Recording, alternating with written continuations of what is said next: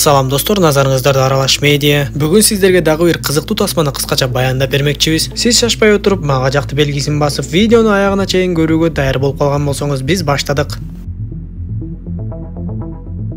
Тасманын башында эле мурунку аскер кызматкери Ройс деген адам эсине келип көзүн ачса эле асмандан кулап келе жаткан болот. Эмне болуп кеткенин такыр түшүнбөй эле парашютун ачканга аракет кылып, бирок такыр эле ача албай жатты. Жерге аз эле калганда анын денесиндеги аппарат өзүнөн өзү иштеп, бактыга жараша парашют ачылып кетет да Ройс токойду аралап кулап түшөт. Ройс эч кандай жаракатсыз аман калып, дегенче болбой эле анын жанына мексикалык Рамижес деген мафия мүчөсү да кулап түшөт. Рамижес дароо эле эки куралын алып Ройсту бутага алып, Ройс аны тынчтандырганга аракет кылып жатса эле, алардын жанына дагы бир адам кулап түшүп мерт болот. Сыягы ал адамдын парашюту ачылбай калган окшойт. Тынчтыкты бузуп, токойдун арасынан кимдир бирөө пулемоту менен аткылай баштап, Ройс менен Рамижес ошол жерде жашынып калышат. Ройс дароо эле токойду тегеренип көрүнбөй барат да, пулемотун октоп жаткан орус аскерин бутага алып токтотот. Эми гана тынчтанып калган орус аскеринин аты Николай болуп, Николай аларга мен акыркы жолу Чечняда согушуп жаткам, бирок бир кезде эмне болгонун билбейм, айтор көзүмдү ачсам асмандан кулап келе жатыптырмын деп айтат. Анда Ройс менен Рамижес дагы биз дагы дал эле сендей болдук деп түшүндүрүп беришип,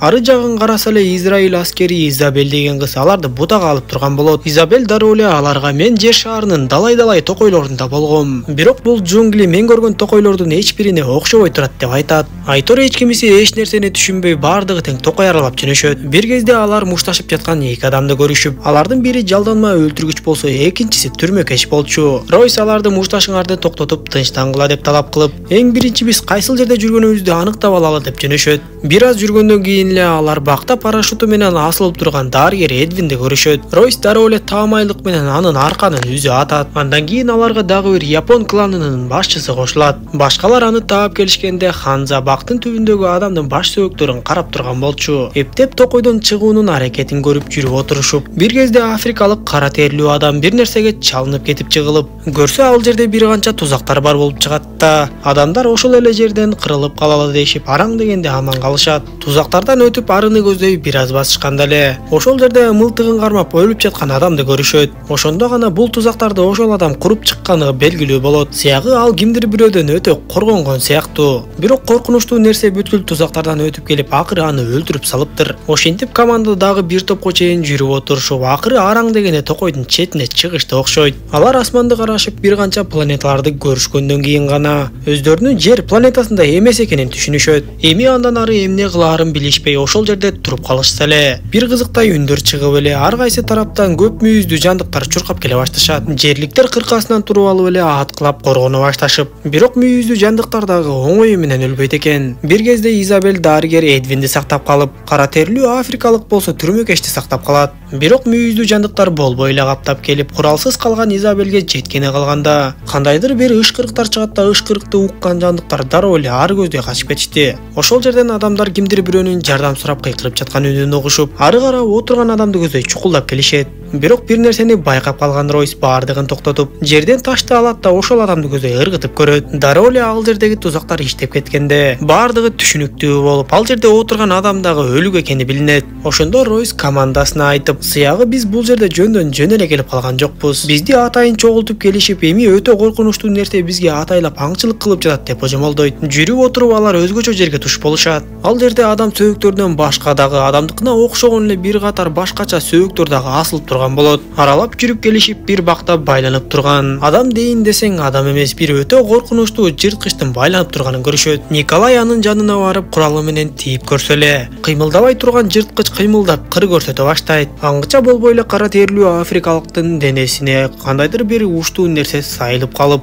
көрүнбөгөн нерсе аны өйдөн көздөй көтөрүп жаткандай көрүндү. Албетте адамдар дароо эле ызы чууга түшүп туш тарапта аткылай башташат. Бирок көрүнбөгөн нерсе да аларды көздөй сокку ура баштап, адамдар качып жүрүп отурушуп, бардыгы тең шаркыратмага кулап кетишет. Суудан чыккандан кийин Изабель командасына мындай жырткычтарды мурундагы көргөндүгү жөнүндө айта баштайт. Мындай жырткычтар жерге да келишкен жана алар менин командамды бүтүндөй кырып салган. Анан да булардын көздөрү биздикинде эмес, таптакыр башкача көрүшөт деп айтса, Ройс ойлонот да командага карап, бул жердегилерди карап көрсөм бүт бардыгыңар тең эле өтө коркунучтуу киши өлтүргүч экенсиңер. Албетте дарыгер Эдвинден башкасы. Менин оюмча булар жер планетасындагы эң күчтүү коркунучтуу сунуштуу жырткыч деп эсептеген адамдарды чогултуп келишкен окшойт. Андан соң бизди токойго таштап өздөрү бизге аңчылык кыла баштады деп айтып жатса, Ройстун жанынан эле куралчан жырткыч көрүнө баштайт. Бирок ал дароо эле бет кабын чечип адам экени билинип, ал жанагы башка планеталык жырткычтардын технологиясын колдонгонду үйрөнүп алыптыр. Ал адамдарга өзүн Ноланд деп тааныштырат да, дароо эле өзү жашынып жашаган жерине алып барат. Ноланд командага бир топ нерселерди айтып берип, мен дагы качандыр бир кездерде силерге окшоп эле бул планетага келип калганмын. Бактыга жараша мен бул жырткычтардын бирөөсүн өлтүргөнгө мүмкүн болуп, алардын технологиясын дагы колдонууну үйрөнүп алдым. Ошентип ушул күнгө чейин жашап жүрөм. Айта кетсем, бул жырткычтардын эки түрү бар. Биринчи түрү таш боор жана каардуу болсо, экинчи түрү өтө деле коркунуч жаратпайт. Жанагы бакта байланып турган жырткыч дал ошол экинчи түрүнө кирет деп айтып берет. Кечинде Ноланд бир көз ирмемде эле жок болуп кетет да, жанагы эскирген бузук кеменин ичине ышка толтура баштайт. Ошондо гана адамдар Ноланддын ниети бузук адам экенин түшүнүп, көрсө ал канча жылдан бери жашаш үчүн атайын адамдарды тузакка түшүрүп, алардын эттери менен тамактанып келген окшойт. Бирок бир кызыктай иш болуп, жанагы жырткычтар күчтүү аппараттары менен ошол жерди таап келишет да, Ноландды өлтүрүп ал жердеги чоң эшикти талкалап кайра жок болуп кетишет. Көрсө адамдар камалып турган жырткычтарга кызыктуу эмес окшойт.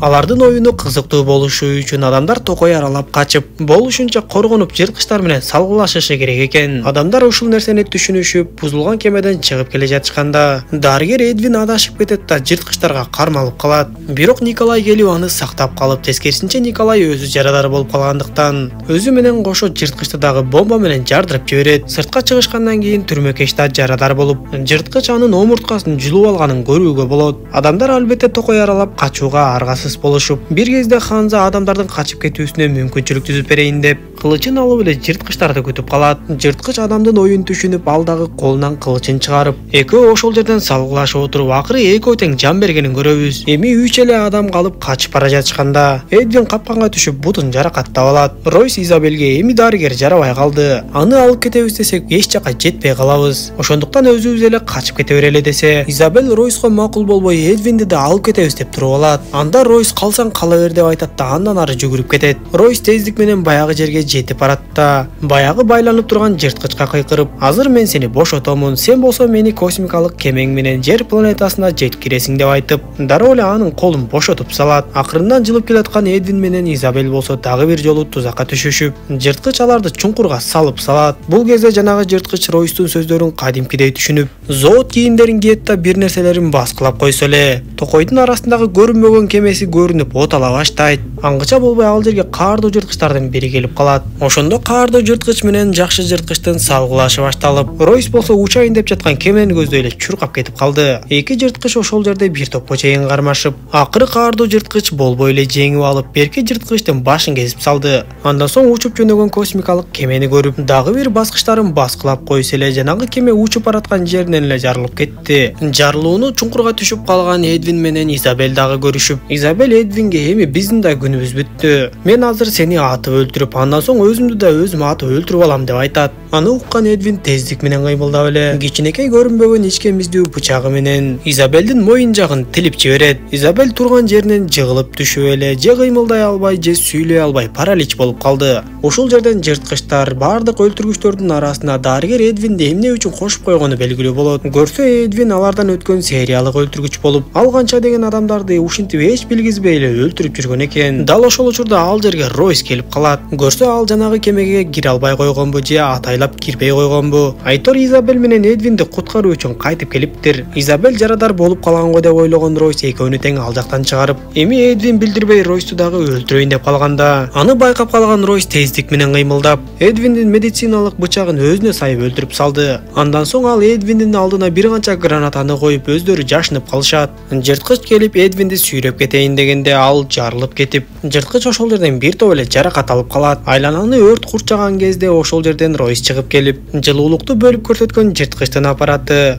ошол жерден Ройсту көрө албай эле кыйнала баштайт. Ал туш келген жагына курал менен аткылай баштап, бул кезде Изабел дагы параличтен чыгып, куралына жеткенге аракет кыла баштады. Бир кезде ал жырткычты атканга мүмкүн болуп, убакыттан пайдаланган Ройс дагы жырткычтын башын кесе чапканга мүмкүн болот. Ошентип алар жырткычтардын акыркысын өлтүрүп алышып, таңга жуук өрт да өчүп бардыгы мемирип калат. Ошол учурда Изабел менен Ройс асмандан дагы бир канча парашюттар жерге түшүп келе жатканын көрүшөт. Тасма ушундайча соңуна чыгат достор. Видео жаккан болсо мага жакты белгисин басып, дос тааныштарыңыз менен бөлүшүп койгонду унутпаңыз. Кийинки видеолордон көрүшкөнчө аман болуңуздар.